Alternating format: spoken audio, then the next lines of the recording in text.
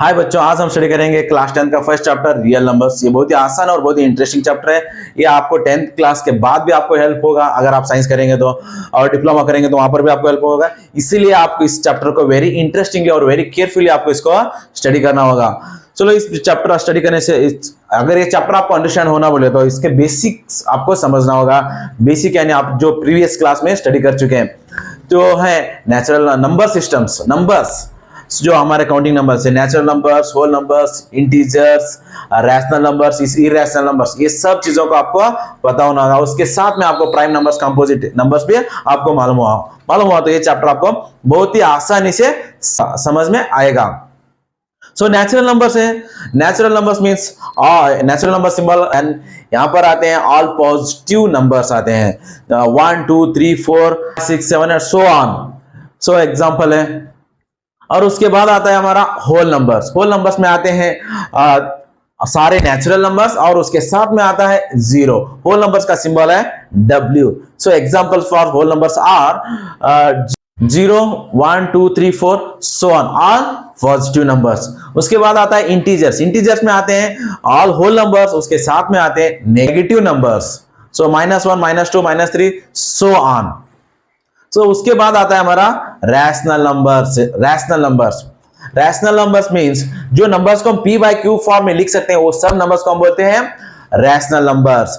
सो rational numbers हम सारे natural numbers, integers, whole numbers को भी हम बोलते हैं रैशनल नंबर्स, बिकॉज ये सब नंबर्स को हम p बाय q फॉर्म में लिख सकते हैं। फॉर एग्जांपल 1 को 1 बाय 1 लिख सकते हैं, 2 को भी 2 बाय 1 लिख सकते हैं, 3 को 3 बाय 1 लिख सकते हैं।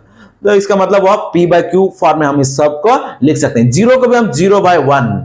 सो डिनोमिनेटर कुछ भी नहीं, इसका मतलब होता है 1। इसलिए ये सब natural numbers, whole numbers, integers को हम बोलते हैं रैशनल नंबर्स।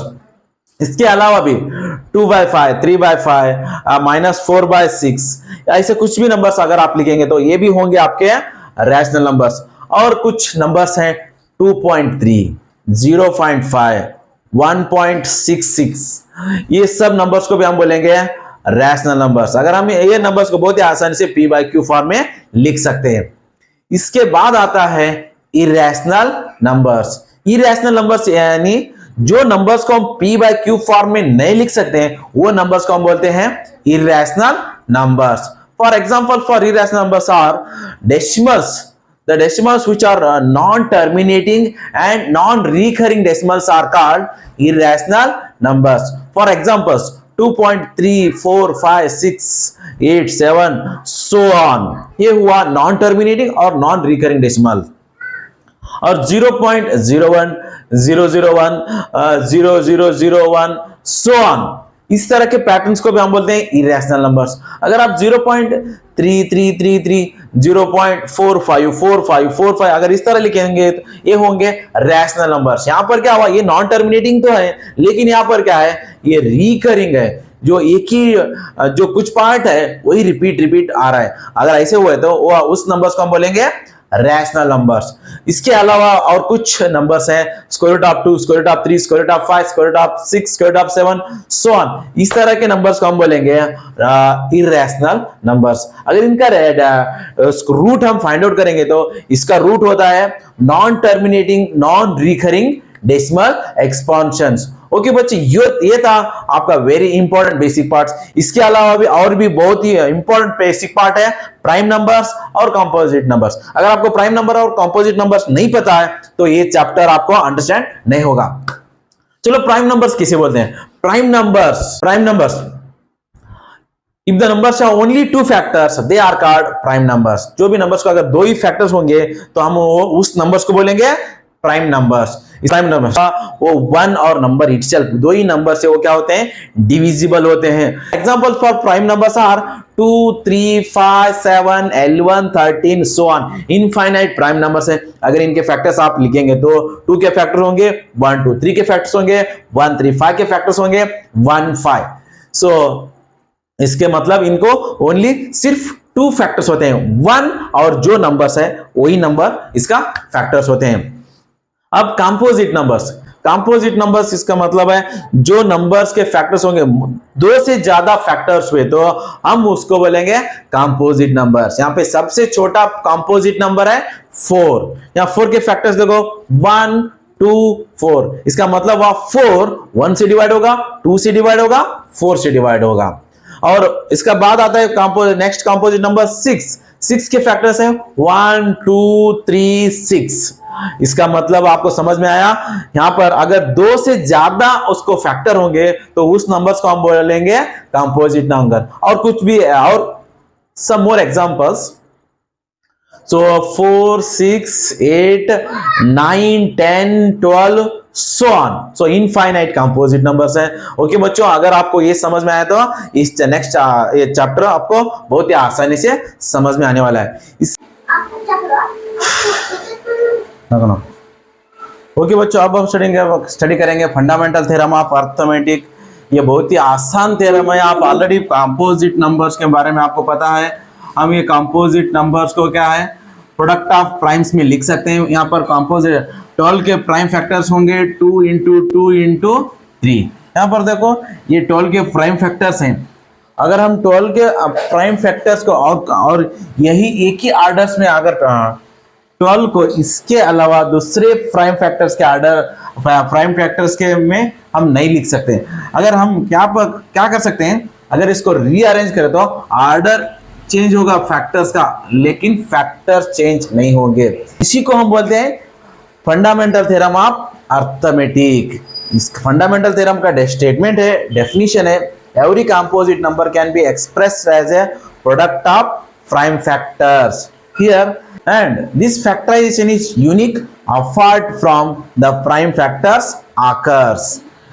यहां का फैक्टर्स तो वही होंगे, लेकिन ऑर्डर क्या हो सकता है, आगे पीछे हो सकता है, लेकिन फैक्टर्स दूसरे नहीं आ सकते। इसी को हम बोलते हैं फंडामेंटल थ्योरम ऑफ अर्थमेटिक।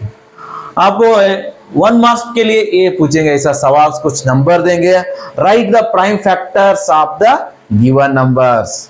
चलो और एक क्वेश्चन नंबर्स को हम लेते हैं 18। Right the prime factors of 18। इसको अगर छोटा नंबर हो तो बहुत ही आसानी से हम लिख सकते हैं। अगर बड़ा नंबर हुआ तो आप इस तरह क्या कर लो, फैक्टर्स फाइंड आउट कर लो। 2 9 जा 18, 3 3 जा 9, 3 1 जा 3। यहां पर 18 के फैक्टर्स हो गए 2 3 into 3। So this is the prime factorization of 18। Okay बच्चों, अब हम स्टडी करेंगे इस टॉपिक का important part, find the LCM and HCF of the given numbers by the help of prime factorization. ये बहुत इंपॉर्टेंट है। अब देखो यहाँ पर मैं एक एग्जांपल ले रहा हूं, यहाँ पर नंबर्स हैं 6 and 20। इसके लिए आपको फर्स्ट करना होगा 6 के प्राइम फैक्टर्स को लिख लेना होगा और 20 के भी प्राइम फैक्टर्स को लिख लेना होगा। 6 के प्राइम फैक्टर्स होंगे 2 into 3। सो उसी तरह 20 के प्राइम फैक्टर्स होंगे। अगर आपको नहीं मालूम हुआ तो आपको क्या करो, इस साइड में कैलकुलेट कर लो। अगर ये इवन है नंबर है बोले तो वो 2 से डिवाइड होगा। 2 1 जा 2, 0 रिमेन्स। नेक्स्ट 2 5 जा 10, 5 दो प्राइम नंबर्स। सो ये मिले आपको 20 के प्राइम फैक्टर्स। सो 2 into 2 into 5। अगर कितना भी बड़ा नंबर बड़ा दे, आप इस तरह उसके प्राइम फैक्टर्स को लिख लेना होगा। कैलकुलेशन करने के लिए बहुत ही आसान मेथड है प्राइम फैक्टर्स को। ओके बच्चों, अब आप प्राइम फैक्टर्स में इसके हेल्प से एचसीएफ लिखो। HCF means highest common factor. So इनको पावर्स में लिख लो। ये तो 2 1 टाइम है, 3 भी 1 टाइम है। यहां पर 2 2 टाइम्स है, 5 1 टाइम्स। यहां पर हाईएस्ट कॉमन फैक्टर कौन सा है हमारा, यहां पर ये दोनों का देखो कॉमन फैक्टर है, दोनों में 2 है।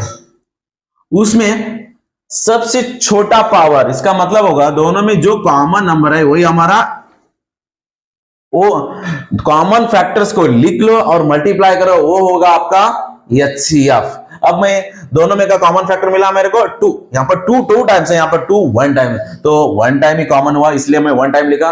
और उसके बाद कॉमन कुछ भी नहीं है, ये हुआ हमारा एचसीएफ। अगर आप चाहे तो डायरेक्ट पावर्स देख के भी आप लिख सकते हैं। यहाँ 2 का पावर 1 है, यहाँ का 2 का पावर 2 है। लोवेस्ट पावर है, सो कॉमन फैक्टर को आपको लिखना होगा, उनको मल्टीप्लाई करना होगा, वो होगा आपका एचसीएफ। तो इसके मुताबिक यहाँ पर 2 1 टाइम है, तो 1 टाइम लिखा।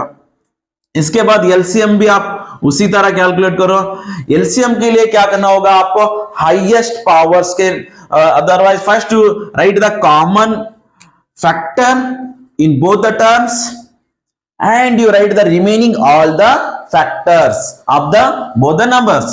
दोनों कॉमन टर्म्स को लिखने के बाद जो बचते हैं सबको लिख दो। यहां पर 2 और एक बचा है, और यहां पर 3 बचा है, और यहां पर 5। सो सारे फैक्टर्स को लिखा और मल्टीप्लाई करो। 2 2 जा 4, 4 3 जा 12, 12 5 जा 60। ये हुआ आपका एलसीएम। अगर यहां पर आपके पावर्स के देखो लिखे तो भी और भी आसान होगा। फर्स्ट आप देखो, जो भी दोनों के फैक्टर्स को देख लो, यहां सेम बेस के नंबर्स में हाईएस्ट पावर्स को लिख लो। हाईएस्ट पावर है दोनों में 2/2। और उसी तरह अगर कॉमन बेस के नंबर्स है तो उसमें दोनों में हाईएस्ट पावर जो भी है उसको भी लिख लो, जो कॉमन है उस नंबर्स को भी लिख लो, बाद में मल्टीप्लाई करो, वो होगा आपका एलसीएम। यहां पर 5/2, इसके बाद है 3, उसके बाद है और एक 5। अब 2/4 का मतलब हुआ 4, 4 3 जा 12, 12 5 जा 60। इस तरह आपको एलसीएम और एचसीएफ कैलकुलेट करना होगा। इसको बोलते हैं calculation of LCM and HCF by prime factorization method. इसके लिए आपको 2 मार्क्स होंगे। ओके बच्चों, अब हम स्टडी करेंगे, चेक करेंगे, एक वेरीफाई करेंगे एलसीएम एचसीएफ और नंबर के बीच में क्या रिलेशन है। अब देखो यहां पर क्या है, नंबर्स है हमारे 6 and 20। मल्टीप्लाई करो उन दोनों को, 6 into 20, 6 2 जा 12, 0 as the product of numbers becomes 120। अब मल्टीप्लाई करो एलसीएम एचसीएफ ऑफ 6 and 20 और LCM into HCF of 6 and 20। अब हम मल्टीप्लाई करेंगे 6 और 20 का एलसीएम और एचसीएफ को।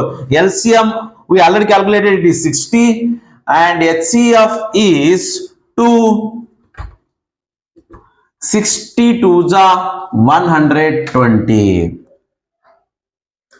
ओके बच्चों, अब हमारे को समझ में आया यहां पर कौन से भी दो नंबर्स का product of here we understand. Okay बच्चों, यहां पर हमारे को समझ में आ रहा है किसी भी दो नंबर्स का प्रोडक्ट उन्हीं दो नंबर्स का एलसीएम और एचसीएफ के प्रोडक्ट का बराबर रहता है।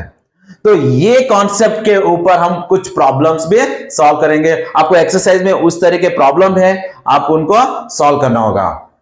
सो इन जनरल सब प्रॉब्लम को यहां पर A and B are any two numbers, A and B are any numbers, A into B is equal to LCM of A and B into HCF of A and B।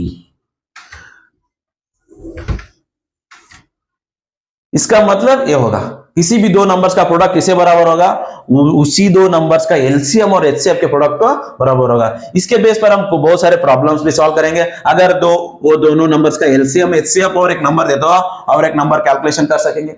ये equation लेको आप कर ये कुछ भी solve कर सकते हैं related to these 4।